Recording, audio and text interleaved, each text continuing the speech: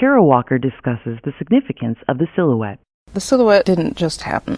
I started cutting paper when I lost touch with painting. I was thinking a lot about my relationship to a particular type of oil painting that was large and responding to something that I now think of as a very patriarchal gesture. There was kind of a grandiloquence to painting that I was beginning to mistrust, at least in my relationship to it and its relationship to me.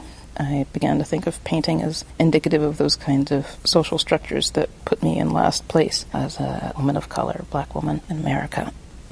At the time of this questioning, I was thinking about what it means for groups of people to define themselves through images. And I started looking at a lot of early American art, the work by artists that might be limited in their training, or at least limited in their identification with Europe and European painting. So a lot of early American portraiture, and I kept running across silhouette cuttings in the mix.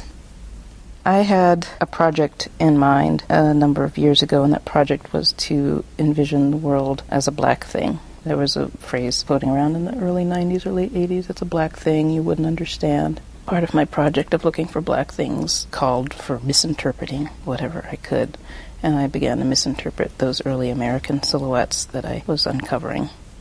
I think what I like about cutting paper is it's a kind of a violent act. You're creating a very limited portrait of a sitter or of the world, devoid of any nuance or color. And the sort of desire for clarity, I think, is really interesting to me. None of that sort of murky business with touch that painting involves, texture or subtlety.